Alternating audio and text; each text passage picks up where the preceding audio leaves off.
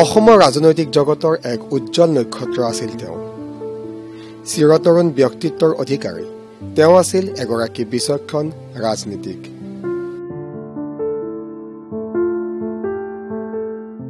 তেওঁৰ এমুকুৰা হাঁহিয়ে জিনিবলৈ সক্ষম হৈছিল সহস্ৰজনৰ হৃদয়।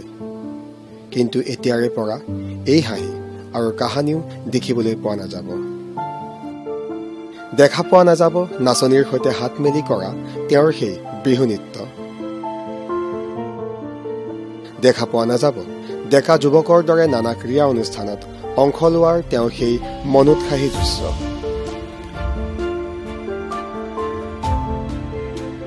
কিয়নো গৌৰৱ আৰু অভিলেখৰে ভৰা ৬৮টা বছৰ বয়স অতিক্ৰম কৰা এইগৰাকী প্ৰখ্যাত ৰাজনীতিক তথা অসমৰ প্ৰাক্তন মুখ্যমন্ত্ৰীয়ে শাৰীৰিক অসুস্থতাৰ সৈতে দীৰ্ঘদিন যুঁজ দি অৱশেষত হাৰ মানিলে নিয়তিৰ ওচৰত। অসমৰ ৰাজনৈতিক ক্ষেত্ৰত নামেই যাৰ পৰিচয়, তেওঁ হ'ল অসমৰ অন্যতমজন জনপ্ৰিয় মুখ্যমন্ত্ৰী তৰুণ গগৈ। ২০০১ চনৰ পৰা ২০১৬ চনলৈ একেৰাহে ৩বাৰৰ বাবে তৰুণ গগৈদেৱে অসমত মুখ্যমন্ত্ৰীৰ পদত অধিষ্ঠিত হ'বলৈ সক্ষম হৈছিল। গতিকে তেওঁ হৈ পৰিছিল ৰাজ্যখনত সৰ্বাধিক সময়ৰ বাবে মুখ্যমন্ত্ৰীৰূপে দায়িত্ব পালন কৰা একমাত্ৰ ব্যক্তি।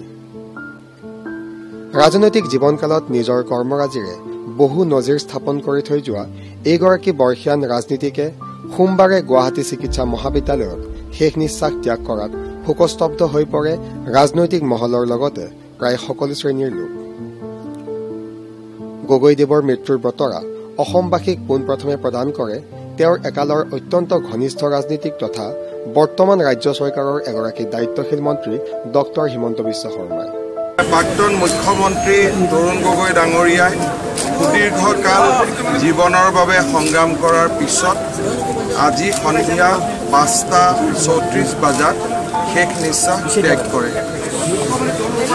তেখেতে ৫:৩৪ বজাত আমি তেখেতৰ যিখন ইচিজি কৰিছিলোঁ সেই ইচিজিত সম্পূৰ্ণভাৱে তেখেতৰ হৃদপিণ্ডৰ সম্পূৰ্ণ ক্ৰিয়া স্তব্ধ হৈ যোৱাটো সূচাইছে আৰু তাৰ পৰিপ্ৰেক্ষিতত গুৱাহাটী চিকিৎসা মহাবিদ্যালয়ৰ অধ্যক্ষই আনুষ্ঠানিকভাৱে তেখেতৰ ইহলীলা সম্বলম্বন কৰাৰ কথা ঘোষণা কৰিছে।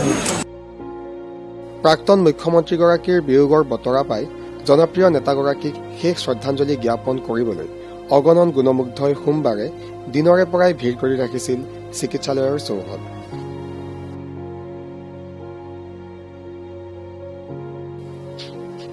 গগৈদেৱৰ বিয়োগত দেশৰ ৰাষ্ট্ৰপতি ৰামনাথ কোবিন্দ আৰু প্ৰধানমন্ত্ৰী নৰেন্দ্ৰ মোদীৰ লগতে দেশৰ বহুসংখ্যক ৰাজনীতিকেও গভীৰ শোক প্ৰকাশ কৰে।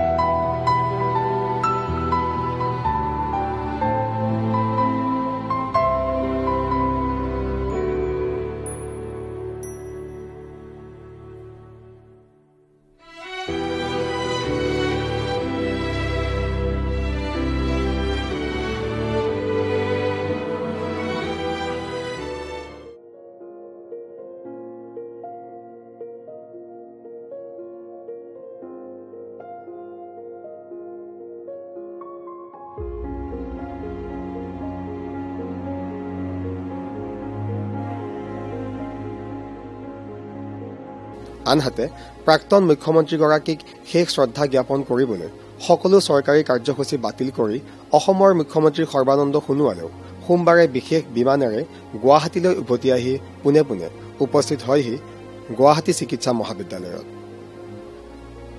মুখ্যমন্ত্ৰী সোণোৱালে তৰুণ গগৈদেৱক এগৰাকী মহান নেতা বুলি অভিহিত কৰাৰ লগতে তেওঁক পিতৃসম বুলিও উল্লেখ কৰে। আমাৰ সকলোৰে অতি শ্ৰদ্ধাৰ ৰাজ্যৰ প্ৰাক্তন মুখ্যমন্ত্ৰী তৰুণ গগৈ ডাঙৰীয়া অকাল বিয়োগে আজি সমগ্ৰ ৰাজ্যখনৰ জনতাক মনত আজি বেদনা দিছে, বেজাৰ দিছে। আমি সকলোৱে মৰ্মাহত হৈছোঁ। এগৰাকী মহান নেতা আমি ৰাজ্যবাসীয়ে হেৰুৱালোঁ। তেখেতৰ গোটেই জীৱন তেখেতে দেশৰ জনগণৰ স্বাৰ্থত সততা নিষ্ঠাৰে কাম কৰি গ'ল, এটা শক্তিশালী মূল্যবোধৰ আদৰ্শ প্ৰতিষ্ঠা কৰি গ'ল। আৰু মই ব্যক্তিগতভাৱে এগৰাকী পিতৃক হেৰুৱাৰ দৰে অৱস্থা হৈছে, কাৰণ তেখেতে প্ৰতিটো মুহূৰ্ততে আমাক দেশৰ স্বাৰ্থত নিষ্ঠাৰে কাম কৰাৰ নিমিত্তে পৰামৰ্শ দিছিল, আন্তৰিকতাৰে দিছিল, অত্যন্ত আন্তৰিকতাৰে দিছিল। আৰু পিতৃয়ে যেনেদৰে পুত্ৰক আদেশ দিয়ে মৰমত, সেই তেখেতে তেনেধৰণে আদেশো আমাক দিছিল মাজে সময়ে। গতিকে সেইখিনি মৰম চেনেহৰ পৰা আমি বঞ্চিত হ'লোঁ। আজি ঈশ্বৰৰ ইচ্ছাত তেখেতে আমাক এৰি গুচি গ'ল, কিন্তু তেখেতৰ আত্মাই চিৰশান্তি লাভ কৰক, তাৰ বাবে মই ঈশ্বৰৰ ওচৰত প্ৰাৰ্থনা জনাইছোঁ।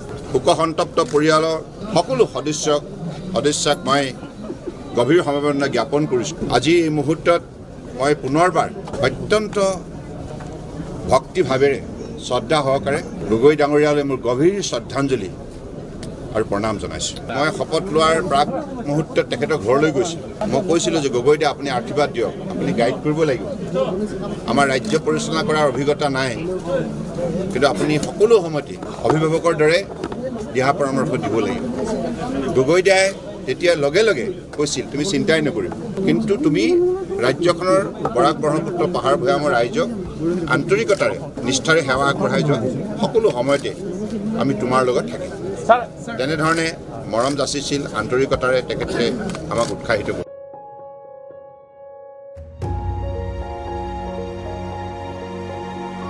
প্ৰয়াত তৰুণ গগৈৰ পুত্ৰ তথা সাংসদ গৌৰৱ গগৈয়েও নিজ পিতৃক অসমৰ ৰাইজে প্ৰদান কৰা মৰম আৰু ভালপোৱাৰ বাবে সকলোকে তেওঁ ধন্যবাদ জ্ঞাপন কৰে। মুখ্যমন্ত্ৰী আৰু মোৰ দেউতা তৰুণ গগৈ ডাঙৰীয়া এতিয়া আমাৰ মাজত নাই। মই প্ৰথমে সমগ্ৰ অসমবাসী ৰাইজলৈ কৃতজ্ঞতা জ্ঞাপন কৰিছোঁ। আপোনাৰ সকলৰ প্ৰাৰ্থনা তেওঁ কাণত পৰিলে, আৰু সেইকাৰণে মই ভাবোঁ ইমান সময় তেওঁ কৰোণাৰ লগত যুঁজিব পাৰিলে। সংবাদ মাধ্যমৰ সৈতে হোৱা কথোপকথনৰ সময়ত তেওঁ শোকত ভাগি পৰাটো দেখা গ'ল। ছোৱালী বাহিৰত আছিল,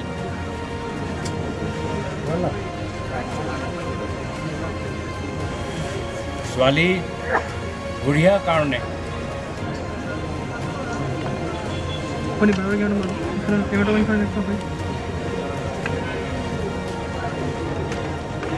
তেওঁ ৰৈ আছে, আৰু যেতিয়া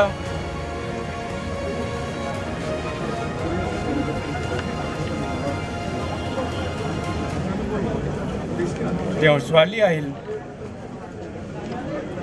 নাতি আৰু নাতিনী আহিল,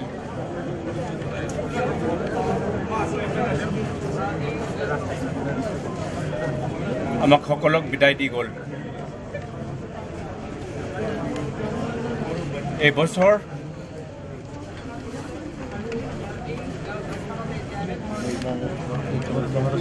মোৰ বাবে অদ্ভুত।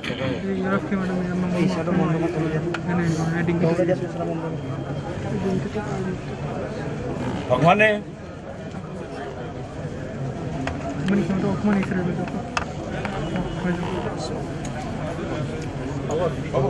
মোৰ ঘৰত ছোৱালী জন্ম দিল, কিন্তু ভগৱানে মোৰ দেউতাক লৈ গ'ল।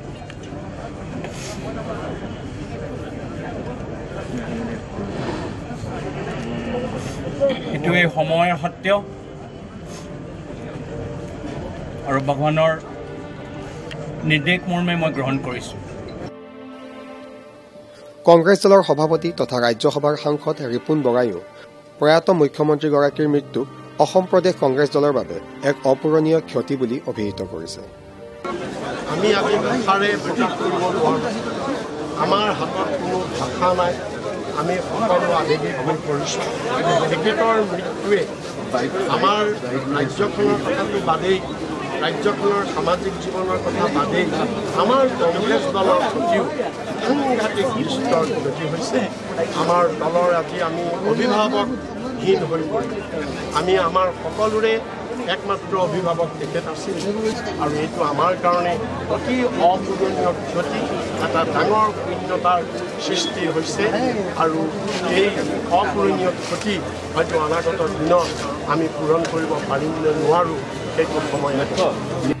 অসম গণ পৰিষদ দলৰ জ্যেষ্ঠ নেতা তথা ৰাজ্য চৰকাৰৰ আন এগৰাকী দায়িত্বশীল মন্ত্ৰী কেশৱ মহন্তইও গগৈদেৱৰ মৃত্যুত শোক প্ৰকাশ কৰে। শ্ৰদ্ধাঞ্জলি জনাইছোঁ আৰু আশা কৰিছোঁ আৰু তেখেতে এজন অসমৰ জ্যেষ্ঠ ৰাজনীতিবিদ আৰু ৰাজনীতিবিদেই নহয়, তেখেতে ৰাজনীতিৰ ভিতৰত থাকিও বহু তেখেতৰ দিহা পৰামৰ্শ আমি পাইছিলোঁ আৰু প্ৰকৃততে তেখেত এজন ৰাজ্যখনৰ বাবে এজন বিজ্ঞ ব্যক্তি। আজি দেহা অৱসান তাৰ কাৰণে আমি সঁচাকৈয়ে মৰ্মাহত।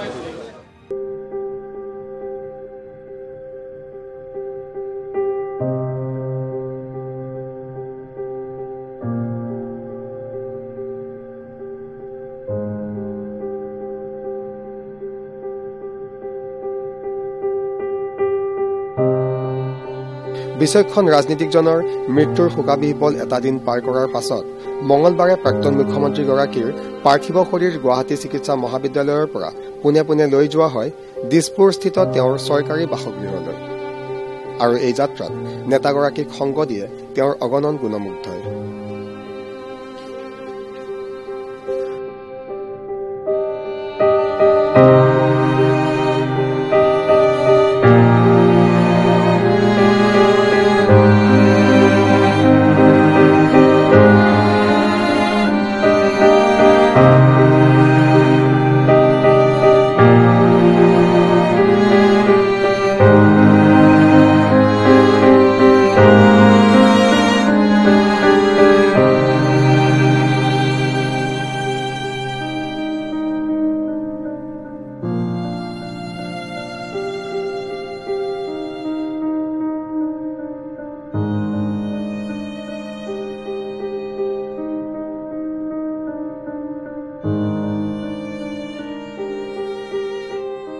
প্ৰয়াত নেতাগৰাকীৰ গৃহত উপস্থিত হৈ অসম বিধানসভাৰ অধ্যক্ষ হিতেন্দ্ৰ নাথ গোস্বামীয়েও বৰ্ষীয়ান ৰাজনীতিকগৰাকীৰ মৃত্যু সম্পৰ্কত নিজ প্ৰতিক্ৰিয়া ব্যক্ত কৰে। জানি কথা কৈছিল সেই মানুহজন আছিল তৰুণ গগৈ। 20টা বছৰ দেই, 15টা বছৰ মুখ্যমন্ত্ৰী, 5টা বছৰ তেখেতক বাদ দি অসমৰ ৰাজনীতি সম্পূৰ্ণ নাছিল। ব্যক্তিগতভাৱে মোৰ এটা সম্বন্ধ আছিল তেওঁৰ লগত। আমি যোৰহাটৰ আছিলোঁ। মোক যেতিয়াই তেওঁ পাইছিল কেতিয়াবা তেওঁ কৈছিলে আমাৰ কুলধৰ চলিহা আৰু দেৱেশ্বৰ শৰ্মাৰ কথা। তেওঁলোক যোৰহাটৰ পৰা আছিল, তেওঁলোক স্পীকাৰ আছিলে সময়ত। মোক কৈছিলে তুমি তেনেকৈ আগবাঢ়িবা। ককাই ভাইৰ সম্বন্ধ আছিলে, একেবাৰে ককাই ভাইৰ সম্বন্ধ। সেইকাৰণে মই তেওঁৰ প্ৰস্থানত ব্যক্তিগতভাৱে দুখ পাইছোঁ। পৰিয়ালৰ সকলোকে মই সমন্বয় জ্ঞাপন কৰিছোঁ। তৰুণ গগৈদেৱৰ বিয়োগত আৱেগিক হৈ অসম চৰকাৰৰ দুগৰাকীকৈ জ্যেষ্ঠ মন্ত্ৰী অতুল বৰা আৰু চন্দ্ৰমোহন পাটোৱাৰীয়েও প্ৰতিক্ৰিয়া ব্যক্ত কৰে। সেয়া কোনেও পূৰাব নোৱাৰে। তেওঁ 3 বছৰকৈ 3বাৰ 3টা টাৰ্মত ৰাজ্যখনৰ মুখ্যমন্ত্ৰী হৈছিল। এগৰাকী অতি জনপ্ৰিয় মুখ্যমন্ত্ৰী আছিল আৰু কাৰো প্ৰতি হিংসা বিদ্বেষ তেনেকুৱা কোনো ভাৱ নাছিল। সদায় খোলাখুলিকৈ মুকলিমূৰীয়াকৈ কথা কয়। তেওঁৰ লগত আমাৰ ব্যক্তিগত সম্পৰ্ক খুবেই ভাল আছিল। গতিকে মই সদায় সেই ভাল দিনবিলাকৰ কথা সোঁৱৰিম আৰু ভগৱানৰ ওচৰত প্ৰাৰ্থনা জনাইছোঁ যাতে তেখেতৰ বিদেহী আত্মাই চিৰশান্তি লাভ কৰে আৰু শোকসন্তপ্ত তেওঁৰ পৰিয়ালৰ আটাইকে আমি গভীৰ সমবেদনা জনাইছোঁ। তো আজি গোটেই অসমবাসীৰ কাৰণে এটা বৰ দুখৰ খবৰ যে আমাৰ প্ৰাক্তন মুখ্যমন্ত্ৰী, প্ৰাক্তন সাংসদ কংগ্ৰেছ দলৰ এজন বলিষ্ঠ নেতা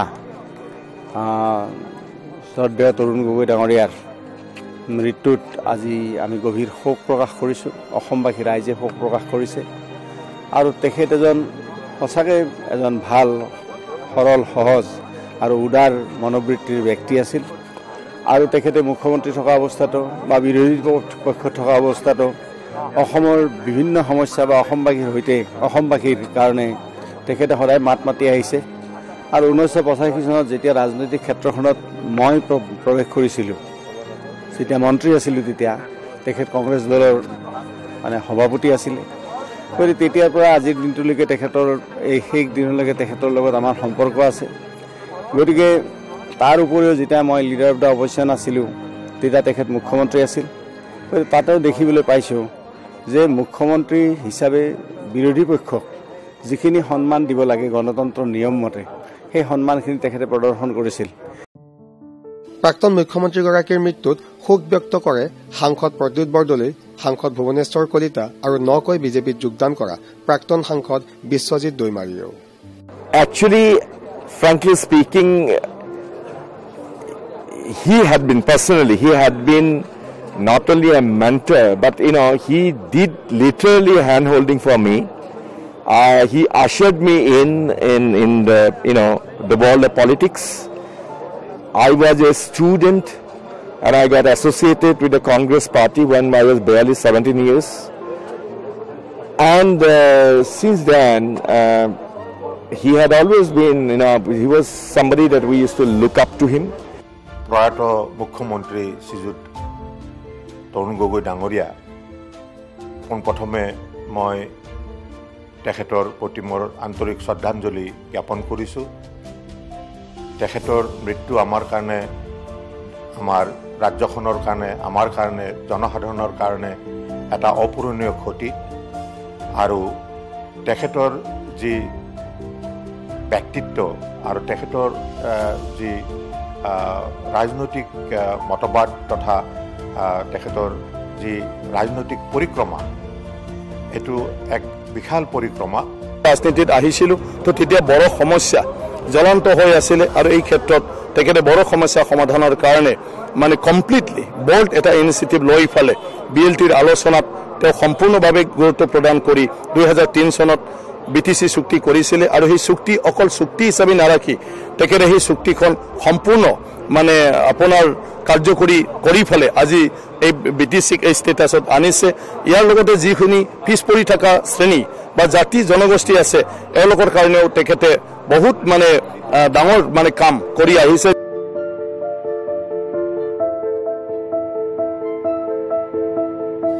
শ্ৰদ্ধাঞ্জলি জ্ঞাপনৰ বাবে তৰুণ গগৈদেৱৰ নশ্বৰ দেহ তেওঁৰ চৰকাৰী বাসগৃহৰ পৰা জনতা ভৱনলৈ নিয়া হয়।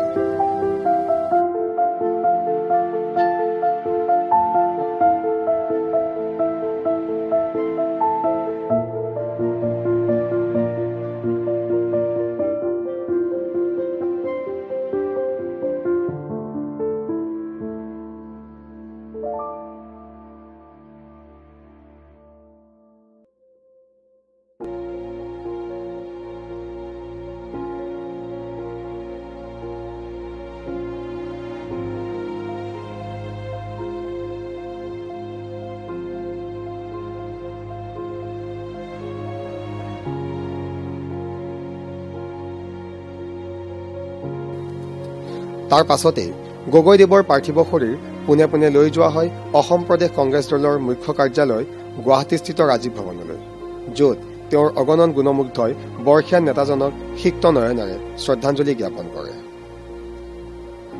কংগ্ৰেছ দলৰ এগৰাকী সক্ৰিয় কৰ্মী ববিতা শৰ্মায়ো গগৈদেৱৰ মৃত্যুত শোক প্ৰকাশ কৰে। পুৰাব নোৱাৰা এটা ক্ষতি আমাৰ অসমৰ ৰাজনৈতিক ক্ষেত্ৰত আৰু আমি 2001 চনত যি সময়ত অসমৰ পৰিস্থিতি সন্ত্ৰাসবাদত জৰ্জৰিত হৈ আছিলে, অৰ্থনৈতিক সংকটত জৰ্জৰিত হৈ আছিলে, সেইখিনি সময়ত তেখেতে কাৰ্যভাৰ গ্ৰহণ কৰিছিল মুখ্যমন্ত্ৰী হিচাপে। তাৰ পৰা যি 15 বছৰ আমি অসমৰ যি উন্নয়ন দেখিছোঁ, একমাত্ৰ তেওঁৰ লিডাৰশ্বিপৰ কাৰণে আজি অসম উন্নয়নমুখী হৈছে। তৰুণ গগৈদেৱৰ মৃত্যুত শোক প্ৰকাশ কৰি অসম সাহিত্য সভাৰ প্ৰাক্তন সভাপতি কনকসেন ডেকা, বৰ্তমানৰ সভাপতি কুলধৰ শইকীয়া আৰু বড়ো সাহিত্য সভাৰ সভাপতি তৰেণ বড়োৱেও মৃতকৰ পৰিয়ালবৰ্গলৈ সমবেদনা জ্ঞাপন কৰে। মই সাংবাদিক হিচাপে কৈছোঁ, সুদীৰ্ঘকাল মই লগ পাইছোঁ, তেওঁ মুঠেও প্ৰতিশোধ পৰায়ণ নাছিল। তেওঁৰ বিৰুদ্ধে আমি কিমান কটু সমালোচনা কৰিছোঁ, তেওঁক সমালোচনা কৰিছোঁ, চৰকাৰক সমালোচনা কৰিছোঁ, কিন্তু এবাৰৰ বাবেও তেওঁ কোৱা নাই এইটো কিয় লিখিছে। কিন্তু তাৰ আগৰ চৰকাৰৰ সময়ত আমাৰ 2জন সাংবাদিকক গ্ৰেপ্তাৰ কৰি মানে কাৰাগাৰত ৰাখিছিল সমালোচনা কৰাৰ কাৰণে। কিন্তু তৰুণ গগৈৰ আটাইতকৈ ডাঙৰ কথা যে তেওঁ সমালোচনা সহ্য কৰিছিল। তৰুণ গগৈ ডাঙৰীয়াৰ দেহাৱসান অসমৰ কাৰণে অপূৰণীয় ক্ষতি বুলিয়েই ক'ব লাগিব। দীৰ্ঘদিনীয়া প্ৰশাসনিক তেওঁৰ যিখিনি অভিজ্ঞতা আছিলে সেইখিনি তেওঁ নিশ্চিতভাৱে কামত লগাইছিল।